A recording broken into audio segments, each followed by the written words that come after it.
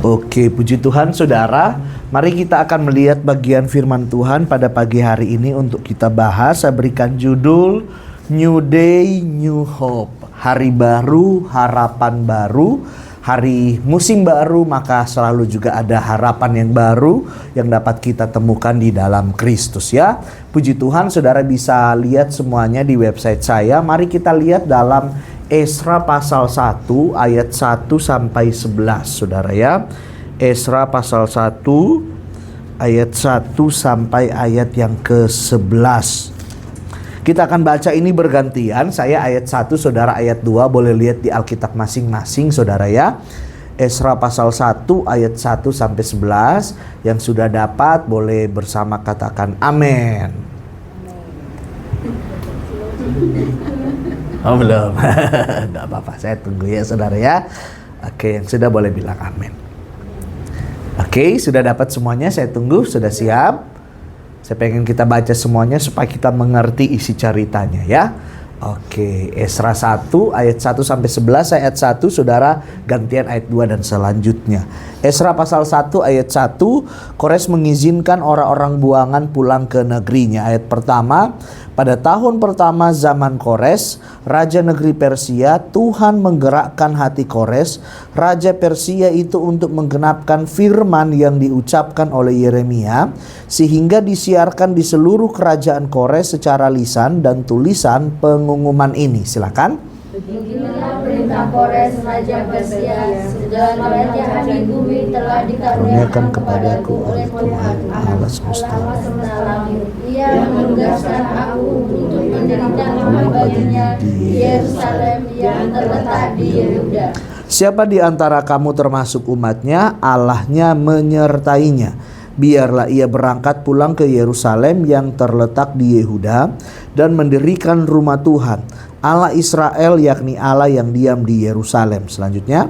Dan setiap orang yang tinggal di manapun ia ada sebagai pendatang harus disokong oleh penduduk setempat dengan perak dan emas, harga benda dan ternak di samping persembahan sukarela bagi rumah Allah yang ada di Yerusalem. Maka berkemaslah kepala-kepala kaum keluarga orang Yehuda dan orang Benyamin serta para imam dan orang-orang Lewi, yakni setiap orang yang hatinya digerakkan Allah untuk berangkat pulang dan mendirikan rumah Tuhan yang ada di Yerusalem. Silakan. Dan segala orang menyetujui mereka, membantu mereka dengan barang-barang perak, dengan emas, harta benda dan ternak, dan dengan pemberian yang indah-indah. Selain dari segala sesuatu yang dipersembahkan dengan sukarela.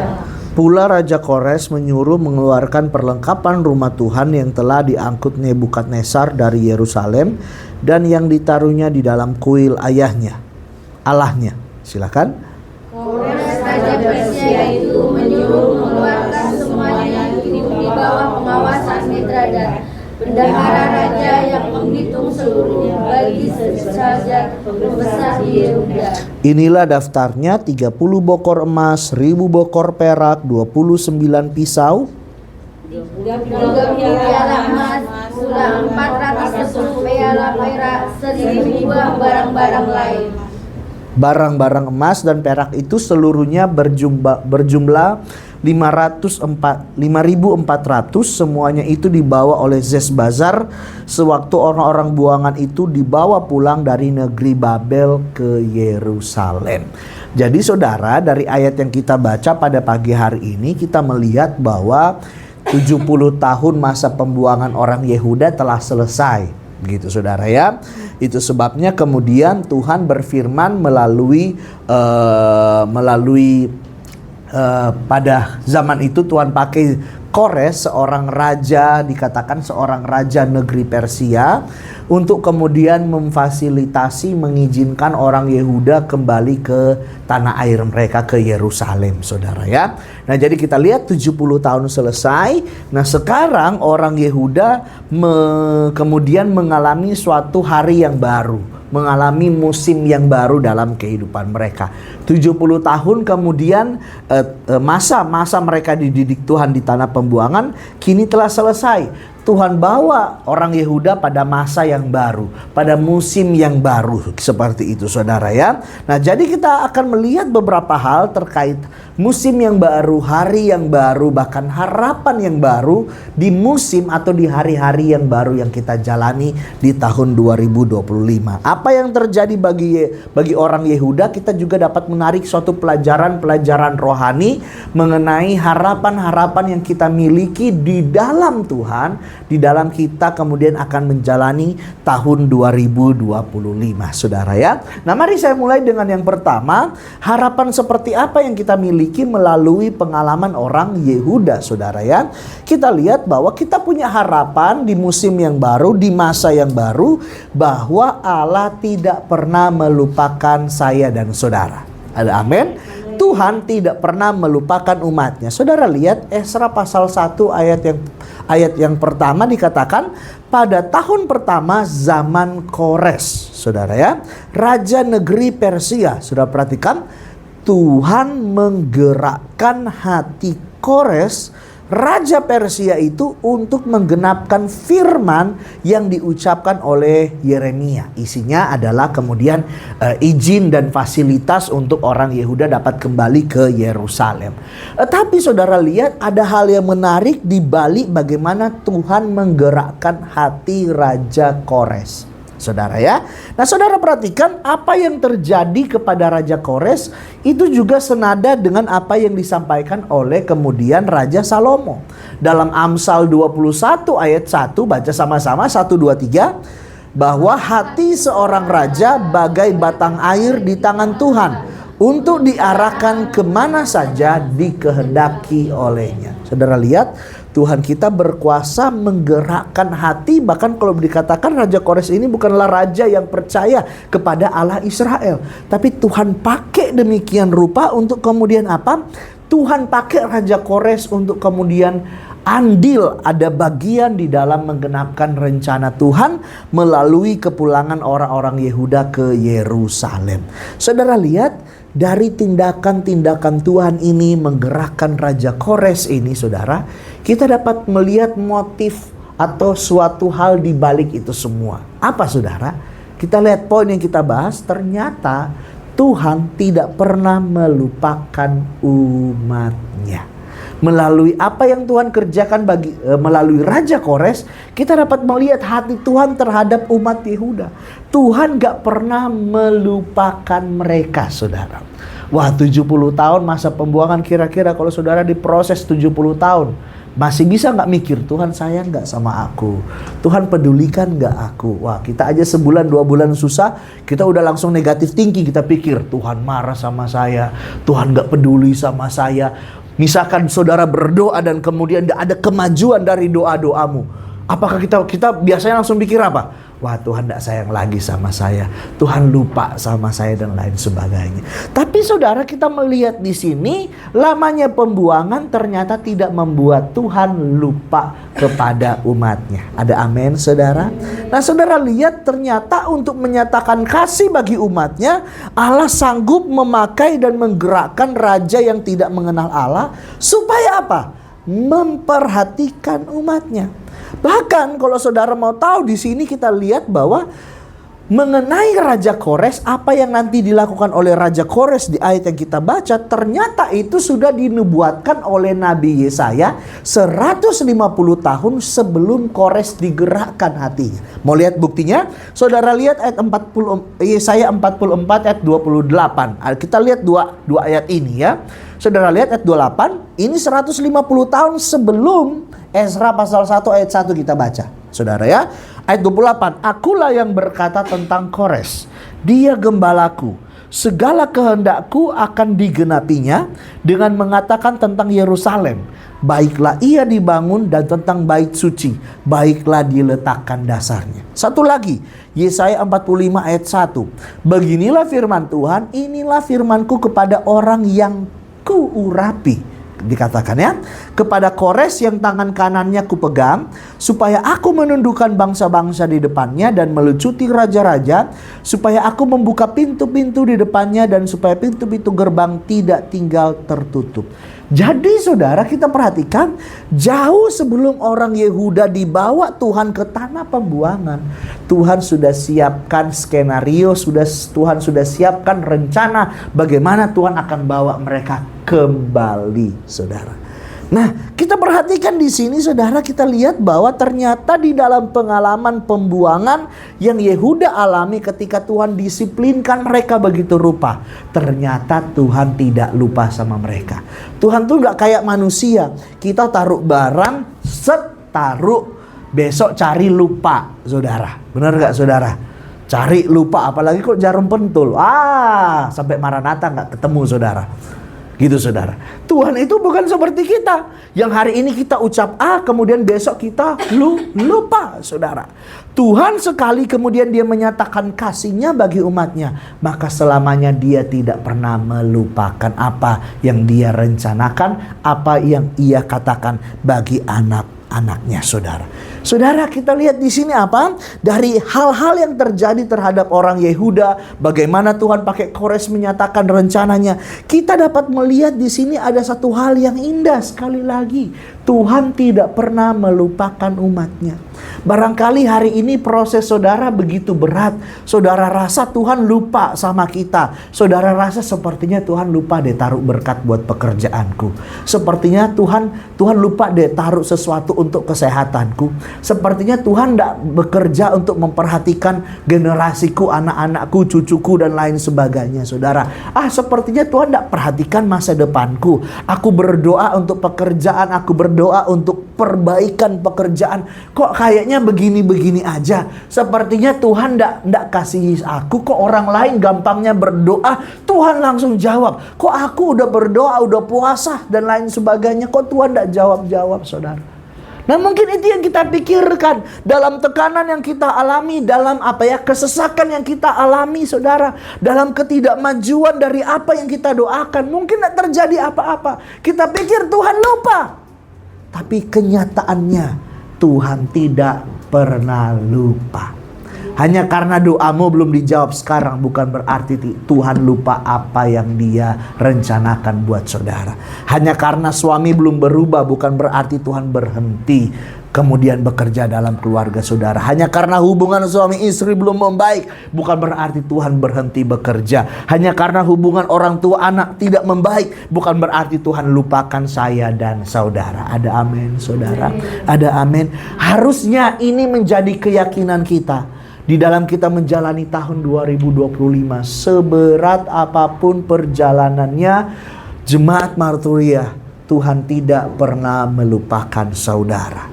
Tuhan tidak pernah melupakan apa yang dia rencanakan. Tuhan tidak pernah melupakan apa yang dia agendakan buat kehidupan masing-masing kita. Ada amin, saudara?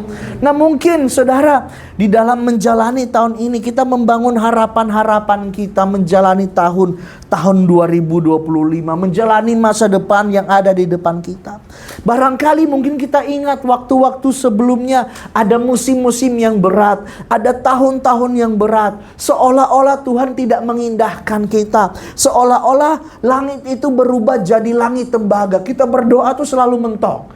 Gak kayak orang lain kalau berdoa langsung dijawab Tuhan. Kita doa pontang-panting, Tuhan gak kerja apa-apa gitu, saudara. Atau apalagi mungkin saudara rasa air mata saudara dalam doa saudara terasa sia-sia. Saudara merasa upgrade diri, aku tambah setia, aku lakukan ini, aku lakukan ini. Tuhan kok gak kerja gitu, saudara. Tuhan kok tidak lakukan sesuatu. Katanya firman Tuhan datang kepada dia, sampaikan isi hati kita. Tuhan dengar, Tuhan menjawab. Kok kenyataannya berbeda sih sama aku? Kok aku nggak kayak orang lain yang ditolong Tuhan, saudara? Nah, mari hari ini di tahun ini, mari kita membangun keyakinan kita. Kita membangun harapan kita bahwa sekali lagi Tuhan tidak pernah melupakan kita. Beratnya perjalananmu di tahun yang kemarin, atau saudara rasa, Pak, berat juga Pak di tahun 2025. Aku tidak tahu harus bagaimana. Beratnya tekanan, beratnya pergumulan tidak berarti bahwa Tuhan melupakan saudara. Ada amin ya, saudara ya. Seburuk apapun kita, saudara, seburuk apapun situasi kita, Tuhan tidak pernah melupakan kita. Hanya karena di dalam proses yang berat, hanya karena di dalam tekanan yang berat, tidak berarti Tuhan melalaikan kasih-Nya. Buktinya hari ini masih nafas, saudara. Puji Tuhan. Makan masih cukup, bahkan mungkin masih direm-rem juga supaya nggak kegemukan gitu, saudara. Minum masih ada, puji Tuhan. Puji Tuhan, anak semuanya baik, dukung kita dan lain sebagainya. Itu pun bentuk perhatian Tuhan buat saya dan saudara. Seringkali kan kita menuntut sesuatu yang tidak ada. Betul nggak, saudara? Sesuatu yang tidak ada ini, kemudian kalau tidak ada, itu ganggu sukacita kita. Benar nggak? Wah, ini tidak ada. Aduh, aku mengganggu sukacitaku. Rasanya kurang ya. Rasanya kurang. Harusnya Kristus cukup bagi kita ya. Itu yang pertama, saudara. Yang kedua, harapan apa yang kita dapat bangun di tahun yang baru ini? Saudara lihat yang kedua, dikatakan bahwa Tuhan, kita punya harapan bahwa Tuhan berkuasa menggenapi janjinya. Saudara lihat kembali ayat 1, dikatakan pada tahun pertama zaman Kores Raja Negeri Persia, Tuhan menggerakkan hati Kores Raja Persia itu, saudara perhatikan, untuk apa? Menggenapkan firman yang diucapkan oleh Yeremia. Sebenarnya hampir-hampir mirip, tapi saya pengen mendorong ini supaya membangun harapan saudara, membangun keyakinan saudara. Dikatakan untuk menggenapkan firman yang diucapkan oleh Yeremia. Sesudah 70 tahun gitu saudara, Tuhan bawa mereka ke sana, tapi sekarang Tuhan mau menggenapi apa yang Dia firmankan, saudara ya. Nah, saudara perhatikan di sini tindakan dari Raja Kores untuk izinkan mereka pulang, untuk fasilitasi kepulangan umat Tuhan ke Yerusalem. Sesungguhnya ini adalah bagian dari rencana Tuhan. Mari saudara lihat Yeremia 25 sama Yeremia 29 ayat 10. Kita lihat dulu Yeremia 25 ayat 12. Saudara lihat. Kemudian sesudah genap ke-70 tahun itu, saudara perhatikan, demikianlah firman Tuhan, maka aku akan melakukan pembalasan kepada Raja Babel. Nah, saudara lihat ya, yang bebaskan orang Yehuda Raja Persia. Tapi yang tawan orang Yehuda adalah Raja Babel. Jadi ada pergantian. Kerajaan Babel ini kemudian disingkirkan, dikalahkan oleh kerajaan Persia. Makanya dimulai katanya pada tahun pertama zaman Kores Raja Persia, saudara ya. Jadi kita lihat benar digenapi, saudara. Selanjutnya, maka aku akan melakukan pembalasan kepada Raja Babel yang sudah tawan mereka 70 tahun, saudara ya. Dan kepada bangsa itu oleh karena kesalahan mereka, dan juga kepada negeri orang-orang Kasdim dan lain sebagainya, saudara ya. Bahkan saudara lihat Yesaya 29 ayat 10, sebab beginilah firman Tuhan, apabila telah genap apa saudara? 70 tahun bagi Babel, barulah aku memperhatikan kamu. Aku akan menepati janjiku itu kepadamu dengan mengembalikan kamu ke tempat ini. Itu janji Tuhan bagi orang Yehuda pertama kali mereka akan dibawa ke tanah pembuangan, saudara. Jadi saudara lihat, ternyata setelah 70 tahun Tuhan itu nggak kayak manusia yang hari ini berjanji manis, besok lupa, saudara. Tuhan bilang 70 tahun, setelah itu apa? Tuhan genapi, saudara. Jadi kita lihat di sini, saudara, kemudian kita perhatikan di sini bahwa apa di tengah-tengah apa yang dialami oleh orang Yehuda, sebenarnya mereka punya harapan ini. Harapan berdasarkan firman Tuhan, saudara, bahwa Tuhan akan menggenapi janji-janjinya. Saudara, hari ini janji-janji apa yang saudara imani di dalam Tuhan, yang saudara harapkan terjadi dalam hidup saudara? Kalau bagi bangsa Yehuda, Tuhan mampu genapkan, saudara. Saudara lihat ya betapa kompleks ya. Orang Yehuda itu banyak keluarga, tapi Tuhan harus kalahkan Babel dulu, Tuhan angkat Raja Persia. Lah sesuatu yang zaman itu Babel, Persia itu pusat peradaban dunia, saudara.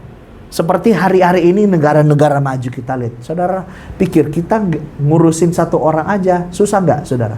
Susah. Ini ngurusin satu negara, satu hal yang satu negara yang besar, apalagi zaman dahulu. Tapi saudara lihat, Tuhan mampu mengatur demikian rupa untuk satu hal yang besar, menggenapi rencananya, janjinya buat orang percaya. Saudara, coba itu saudara taruh ke kehidupan saudara hari ini. Masakan untuk janji-janji Tuhan yang saudara imani, masakan Tuhan tidak bisa atur itu semua? Masakan Tuhan tidak bisa kemudian menggenapi itu semua?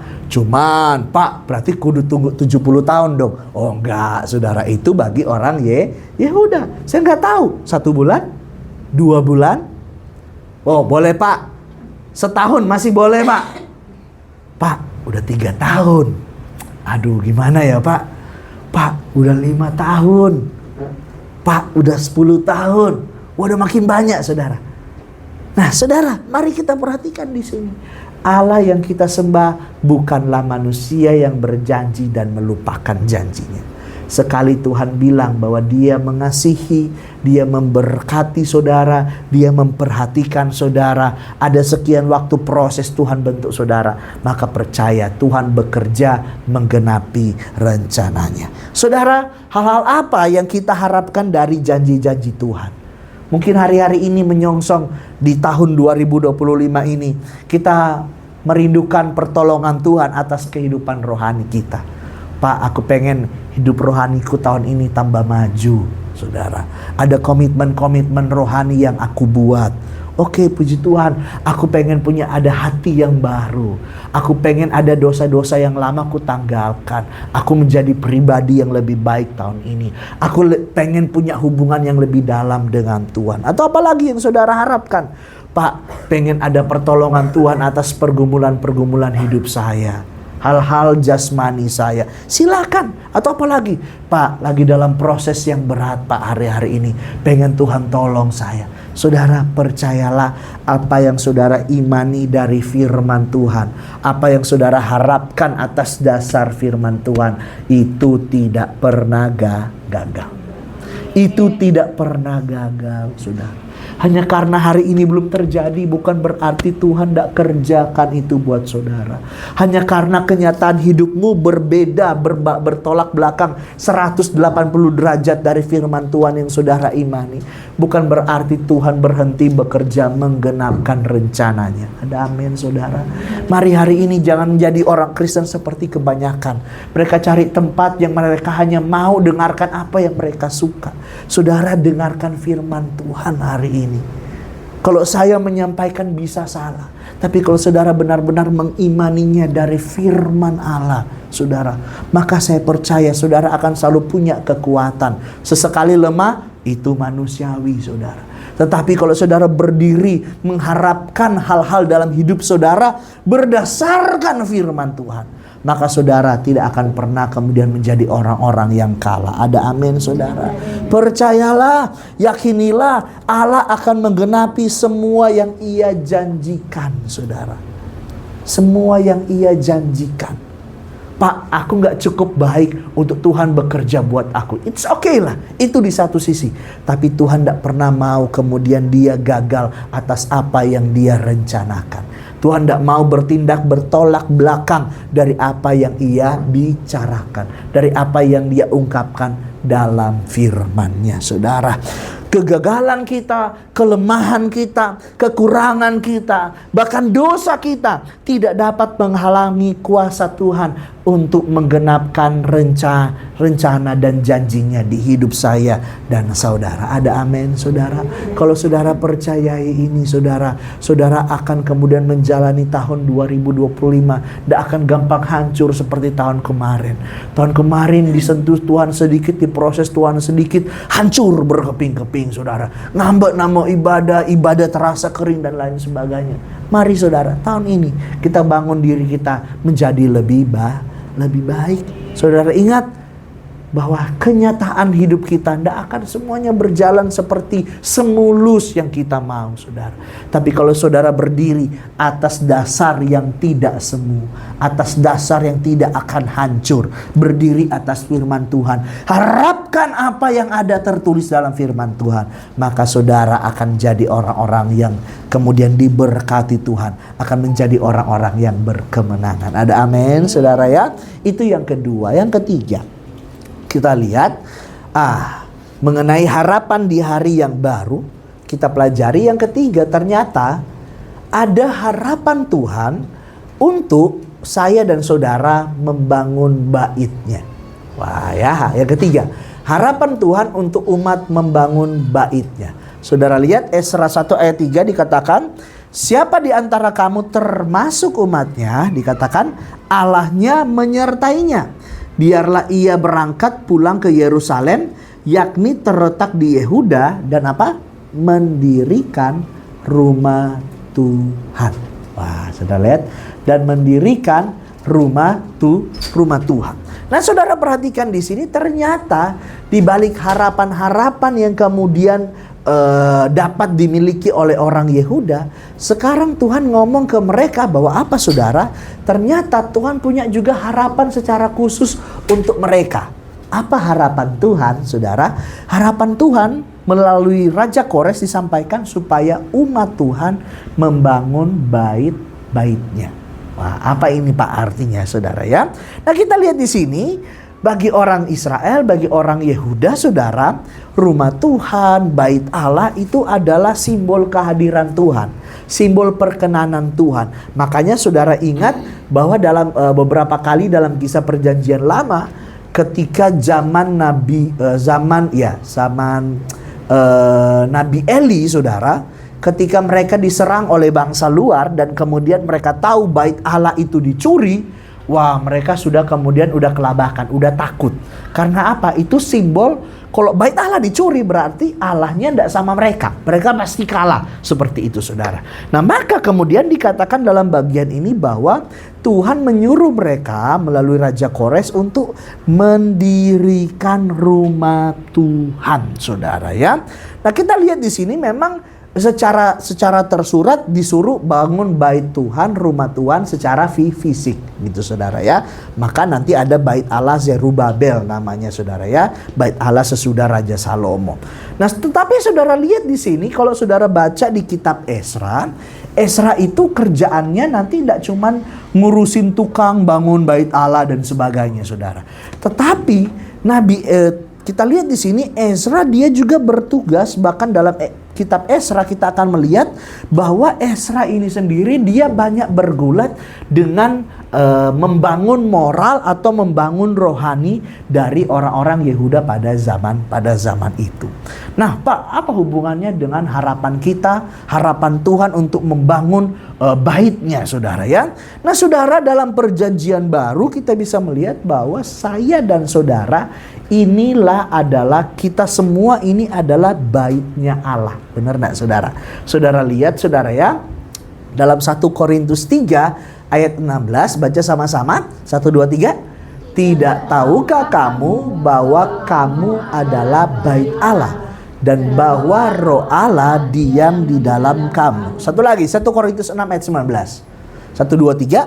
Atau tidak tahukah kamu bahwa tubuhmu adalah bait Roh Kudus yang diam di dalam kamu, Roh Kudus yang kamu peroleh dari Allah, dan bahwa kamu bukan milik kamu sendiri, saudara ya. Jadi kita lihat dalam zaman Perjanjian Baru, bait Allah itu konteksnya bukan lagi secara fisik. Itu sebabnya orang-orang percaya zaman sekarang kita tidak berkeharusan harus nginjak tanah Israel, saudara. Wah, kalau harus semuanya ke sana menghadap Tuhan, rugi bandar, saudara, bangkrut gitu, saudara. Karena kudu gitu, saudara, kudu jual ginjal kali supaya bisa pergi ke Yerusalem, saudara. Nah, tetapi saudara perhatikan di sini, kenapa bait Allah ini menjadi sesuatu yang penting, saudara. Kalau kita lihat konsep tentang bait Allah zaman Perjanjian Lama, itu bicara bagaimana kemudian bait Allah gitu, saudara ya. Bait Allah dibangun, kemudian nanti umat Tuhan mereka akan datang ke bait Allah sekali setahun untuk mempersembahkan korban gitu, saudara, untuk pengampunan dosa mereka. Dan kita lihat harus ada perantara. Yang masuk ke dalam bait Allah itu cuman bagian paling dalam itu hanyalah para imam-imam. Bahkan hanya imam besar yang boleh masuk sampai di ruangan Maha Kudus. Nah, tetapi saudara, kita melihat melalui karya Yesus di atas kayu salib, saudara, kita mengerti ketika Yesus disalib, dikatakan tirai bait Allah yang membedakan ruang kudus dan ruang Maha Kudus itu tersobek. Robek, saudara, dari atas sampai ke bawah. Yang kemudian dalam pemahaman kita itu menandakan bahwa setiap orang percaya oleh karya Kristus, kita tidak butuh lagi imam besar, korban dan sebagainya. Tetapi melalui Yesus, kita dapat membangun hubungan langsung dengan Allah. Jadi kita lihat di sini sebenarnya konsep dasar dari bait Allah itu bicara soal hubungan kita dengan Allah. Jadi kalau kita tarik pelajaran secara rohani, ketika Raja Kores mendapatkan perintah firman dari Tuhan untuk suruh umat Allah bangun bait Allah di Yerusalem, kalau kita itu kemudian terjemahkan buat diri kita, ternyata di hari yang baru, di musim yang baru, pesan firman Tuhan buat kita untuk kita membangun hubungan kita dengan Tuhan. Membangun hubungan kita dengan Tuhan. Bukan sekedar persembahan saudara yang ada di sini. Bukan sekedar tubuh saudara yang ada di sini. Bukan sekedar pelayanan saudara yang saudara berikan. Tetapi hubungan yang harus saudara bangun dengan Tuhan saudara. Hubungan yang harus dibangun dengan Tuhan. Saudara, saya mikir, saya kemudian merenungkan, kenapa sih perintah ini yang menjadi harapan Tuhan bagi orang Yehuda? Kenapa nggak hal yang lain gitu, saudara? Bikin apa kayak gitu, saudara ya? Kenapa kamu nggak bangun rumahmu dulu gitu, saudara ya? Kalau mereka ke sana terus nginep di mana? Tinggal di mana? Kenapa nggak mereka disuruh buka usahanya dulu? Nggak disuruh hal-hal yang jasmani? Ya, perhatikan saudara. Ini kan ibarat kata orang pulang dari Babel balik ke tanah air mereka ke Yerusalem. Memang mereka miliki, mereka nanti kalau saudara bacakan nanti mereka dibekali, dapat emas, dapat perak, dapat ini, itu dan lain sebagainya, saudara. Tapi kenapa perintah Tuhan suruh mereka bangun bait Allah terlebih dahulu? Kenapa? Hal rohani itu harus jadi prioritas lebih besar daripada hal-hal jasmani. Maaf kata, banyak orang percaya hari ini lalai terhadap hal-hal yang rohani. Saya nggak bilang bekerja salah. Saya nggak bilang usahakan ini itu salah. Tapi kalau dalam pengejaran kita terhadap hal-hal jasmani, saudara lalai, lupakan Tuhan. Jangan tunggu kemudian mati setengah dulu. Jangan tunggu ditabrak orang dulu. Jangan tunggu seseorang dalam hidup saudara diambil Tuhan dulu. Jangan tunggu hal-hal yang celaka, hal-hal yang wah sepertinya mengerikan terjadi di hidup kita, baru kita sadar, Tuhan, aku tidak bangun hubungan dengan Engkau, saudara. Saudara, hari ini pesan Tuhan, harapan Tuhan bagi saya dan saudara di tahun yang baru. Yuk bangun hubungan dengan Tuhan. Itu yang paling penting, saudara. Kekayaanmu tidak jamin, saudara, di masa-masa sukar. Pekerjaan saudara tidak jamin, saudara, di masa-masa sukar. Tanya semua orang kaya. Ketika Tuhan kemudian proses hidup mereka, mereka andalkan kekayaan, andalkan pekerjaan. Apakah bisa tolong? Enggak. Mari hari ini Jemaat Marturia, saya dorong kita semua. Pak, memang benar kita butuh hal-hal jasmani untuk topang hidup kita. Tapi saudara ingat, kita ini tubuh jasmani 70-80 tahun selesai. Jangan sampai kita pikir, oh kita masih muda kok, masih sehat, masih kuat kok. Udahlah, nanti kalau udah mau bau tanah baru urus hal-hal yang rohani. Kalau sampai bau tanah, kalau nggak sampai bau tanah gimana?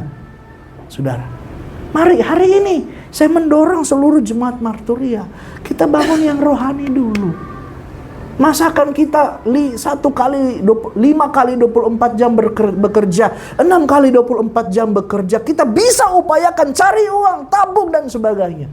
Tapi untuk urusan yang rohani yang kita mau bawa sampai kekal, saudara, effortnya, usahanya tidak sama. Kita tidak bangun hubungan yang sama dengan Tuhan. Saya nggak lagi bicara ini supaya kursi-kursi ini penuh. Saya bicara dengan penuh konsekuensi, bahkan ketika tidak ada orang lagi di sini karena berita ini terlalu keras buat saudara. Saya nggak peduli. Saya mau sampaikan apa yang menjadi isi hati Tuhan. Kalau saya cuma entertain saudara, ibu percaya, lakukan 5 langkah ini, usahamu pasti berhasil. Saya bersalah di hadapan Tuhan. Saya pengen bahwa saudara mempersiapkan saudara menghadapi masa-masa yang sukar. Kalau saudara punya hubungan yang dalam, hubungan yang kuat, yang berakar dengan Tuhan, mau apapun terpa hidup saudara, saudara gak akan keok, saudara gak akan jatuh. Masa tunggu sakit keras dulu baru ingat Tuhan? Masa tunggu pekerjaan dicabut Tuhan dulu baru ingat Tuhan? Masa tunggu kehilangan seseorang yang saudara kasih baru saudara ingat Tuhan? Saudara, masa tunggu nyerempet kematian dulu baru saudara ingat Tuhan? Mari hari ini. Masa gembala, masa kami hamba-hamba Tuhan doakan gimana ya caranya supaya jemaat berubah ya? Ya masa kami doakan hal-hal yang jelek? Nggak mungkin saudara. Tetapi kami mendorong ini, membukakan ini buat saudara. Mari jadikan tahun ini sebagai tahun saudara membangun hubungan dengan Tuhan. Bangun hubungan dengan Tuhan sungguh-sungguh.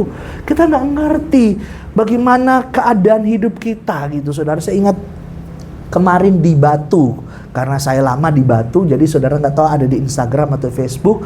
Anak-anak lagi orang lagi liburan, datang tahu-tahu kemudian bis dari arah atas dari daerah pasar gitu saudara, dia turun, dia bantai, dia hantam semua motor, semua mobil dan lain sebagainya gitu saudara. Padahal lagi mau pergi liburan gitu saudara. Kita nggak ngerti sejengkal hidup kita setelah ini akan seperti apa saudara. Tapi kalau saudara membangun hubungan dengan Tuhan setiap waktu, ketika doamu tidak dijawab, saudara tidak menyesal. Ketika fakta hidupmu berubah tidak seperti yang saudara mau, saudara nggak akan menyesal. Ketika saudara harus berjuang begitu rupa untuk hidupmu, saudara nggak akan keok. Karena apa? Saudara punya hubungan yang kuat dengan Tuhan. Benar nggak saudara? Seperti hubungan suami istri. Kalau si istri percaya sama suami, suami percaya sama istri, kira-kira ada nggak yang bisa menghancurkan kekuatan suami istri? Nggak ada. Mau masalah ekonomi sekalipun nyungsep, ayo nyungsep bareng-bareng. Karena apa? Saling percaya suami dan istri. Tapi kalau dua-duanya udah tidak saling percaya, kira-kira gimana? Istri tiap hari cemasin suaminya, ngomel suaminya. Suami juga tambah males pulang ke rumah gitu saudara. Karena apa? Seringkali dicurigain istri mulu. Saya pakai analogi hubungan suami istri untuk menggambarkan bagaimana hubungan kita dengan Tuhan. Kalau kita nggak percaya sama Tuhan, nggak heran hari ini saudara isi hidupnya cemas terus, takut terus, khawatir terus. Tapi kalau saudara percaya sama Tuhan, maka apa? Tuhan ayo kemana aja Tuhan bawa. Oke Tuhan, aku tahu karena yang pimpin siapa? Tuhan. Makanya lagu bilang, ku tahu siapa yang pimpin hari depan hidupku. Saudara, kuncinya hubungan dengan Tuhan. Wah udahlah, resolusi apapun yang saudara lakukan tahun ini, pengen begini. It's okay buat pekerjaan baik. Saya angkat topi, silakan lakukan. Harus. Kalau masih muda punya tenaga, usahain apapun buat keluarga. Harus. Jaga-jaga kalau kita mati muda atau lain sebagainya, keluarga nggak susah. Tapi melebihi itu semua, saudara, mari bangun hubungan dengan Tuhan. Ya saudara, bangun hubungan. Suami kita tidak selamanya akan kuat. Tidak selamanya. Kalau saudara menaruh tumpuan saudara kepada suami satu saat meninggal, saudara hancur berkeping-keping. Tapi kalau saudara taruh tumpuanmu, hidupmu kepada Tuhan, beda. Bapak-bapak, istri tidak selamanya kuat. Kasih makan, siapin semuanya. Ada masanya kita akan seorang diri. Tapi kalau saudara taruh tumpuan hidup saudara kepada istri, hancur berkeping-keping. Pak, bukan berarti gak boleh sayang sama istri. Harus sayangi terus. Tapi ingat, istri kita juga manusia. Anak-anak muda, jangan taruh tumpuan hidupmu kepada siapa? Orang tua. Hari ini kuat, besok gak tahu gimana saudara. Sebaliknya, orang tua jangan taruh tumpuan kepada anak-anak. Tapi bangun tumpuan saudara, bangun hubungan saudara dengan Tuhan. Itu adalah harapan daripada Tuhan buat saya dan saudara di tahun yang baru. Ada amin saudara? Mari sekali lagi kita datang